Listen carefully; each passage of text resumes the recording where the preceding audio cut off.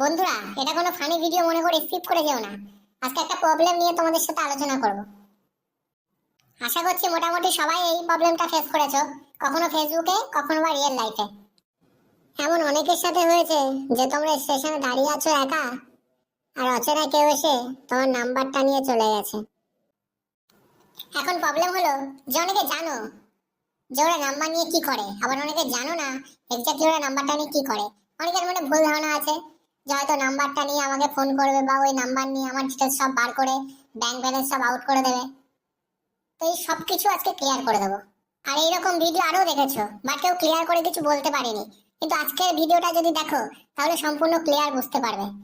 কারণ ওই ইন্ডাস্ট্রিতে আমি 6 বছর কাজ করেছি, তাই ভিতরে কি কি ঘটনা ঘটে সবকিছুই জানি।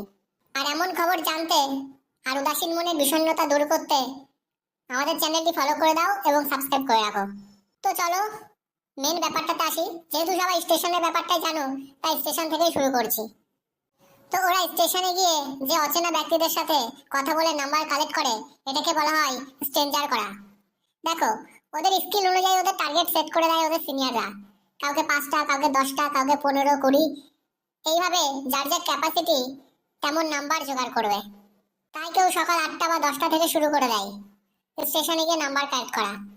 আর ওরা তাকেই টার্গেট করে যে স্টেশনে একা থাকে।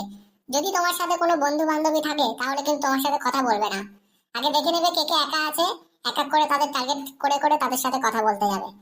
কারণ যদি 3-4 জন বা 2 জন একসাথে থাকে, তাহলে তার যে কোনো একজনের সাথে কথা বলা যায় না, বলে দুজনের সাথেই বলতে হবে। আর দুজনেরই যদি নাম্বার নেয় পরবর্তীকালে অনেক সমস্যা হতে পারে। তাই ওরা চেষ্টা করে কেউ যদি একা থাকে তার সাথে কথা বলার। আর একটা জিনিস ভালো করে খেয়াল করবে, কথা বলতে বলতে তোমার মেন মেন জিনিসগুলো জিজ্ঞাসা করে নেবে। যেমন বাড়ি কোথায়, কি করো, কিসে পড়ো, তোমার নাম, কোথায় যাচ্ছিলে, এমনকি তুমি কোন কাজে এসেছিলে, কোথায় এসেছিলে সেটাও জিজ্ঞাসা করে নেবে। আর এই সমস্ত ডিটেলস সবকিছু ওরা ফোনের মধ্যে নোট করে রাখে। তারপর সেই নাম্বার আর তাদের ডিটেলস গুলো অফিসে গিয়ে ডায়েরিতে লিখে রাখে, কারণ পরের দিন আবার তাদেরকে কল করতে হবে।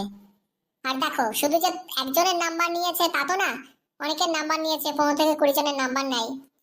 তাই কার সাথে কি কথা হয়েছে, কোথায় দেখা হয়েছে, সমস্ত কিছু লিখে রাখতো, যাতে কল করে তার সাথে কথা বলতে সুবিধা হতো। যেমন ধরো আমি বল্টু নামে কাউকে ফোন করেছি, এবার তার সাথে আমি কিভাবে কথা বলছি সেটা দেখো। হ্যালো বস, তুমি বল্টু তো? আরে চিনতে পারছো না? আগের দিন কাঁচরাপাড়া স্টেশনে তোমার সাথে দেখা হলো। হ্যাঁ হ্যাঁ, তুমি ওই বিশাল শপিং মলে এসেছিলে, শপিং করে বাড়ি ফিরছিলে। এইভাবে কথা বলতে বলতে 3-4 দিন আরো কথা বলার পরে একটা ভালো রিলেশন করে নেয়, ভালো বন্ধুত্ব করে নেয়। তারপর অ্যাকচুয়ালি সে কি করতে চায় সেটা জানে, আর তাকে সেইভাবে কাজের কথাটা বলে। এবার যদি 10 জনের সাথে কথা বলে, 10 জনের 10 রকমের চাহিদা, কার কি দরকার, সেই প্রত্যেকটা পয়েন্ট অনুযায়ী কাদেরকে কি বলতে হবে, কিভাবে তাদেরকে কাজের কথা বলতে হবে, সেটার ব্যাপারেও ট্রেনিং দেওয়া হয়। এখন কেউ যদি কাজ করতে চায়, তখন শুরু হতো নতুন নাটক। তখন কি বলে সেটা ভালো করে দেখো। মানে বন্ধু, তুমি যখন এত করে বলছো, তখন আমি একটা কাজ করছি, দাদার সাথে একবার তোমার ব্যাপারে কথা বলে দেখি কোনো ব্যবস্থা করা যায় কিনা। ঠিক আছে? এখন দাদার সাথে কথা বলার নাম করে আরো 3-4 জনের কাছে এরকম ফোন করে। তাদের সাথে কথা হয়ে গেলে যাকে কাজের কথা বলেছিল তাকে আবার ফোন করে। এবার ফোন করে কি বলে সেটা শোনো। হ্যাঁ বন্ধু, তোমার ব্যাপারে দাদার সাথে কথা বললাম। এখন সমস্যা হলো, এখানে তো সিট সংখ্যা খুব লিমিটেড, আর সহজে কেউ চান্স পায় না। যেহেতু তুমি আমার খুব ক্লোজ ফ্রেন্ড, তাই দাদার সাথে তোমার ব্যাপারে কথা বললাম। দাদা বললো যদি সত্যি তুমি সিরিয়াস থাকো, তাহলে তোমার সিভি বা বায়োডাটাটা আমাকে পাঠিয়ে দাও। এই যে এদের মধ্যে কথোপকথন হলো, এটাকে বলে ইনভাইটিং। কেউ যদি কাজের ব্যাপারে রাজি থাকে তাকে বলা হয় ইনভাইট, আর কেউ যদি সিভি বা বায়োডাটা পাঠিয়ে দেয় তখন তাকে বলা হয় নাম রেজিস্টার। এখন যদি একটা অফিসে এরকম 50 জন ছেলে মেয়ে থাকে, প্রত্যেকে যদি দিনে 2টো করেও নাম রেজিস্টার করে, তাহলে প্রতিদিন 100টা করে নাম রেজিস্টার হয়। আর যদি 1 সপ্তাহ ধরা হয়, তাহলে 700খানা নাম রেজিস্টার হয়।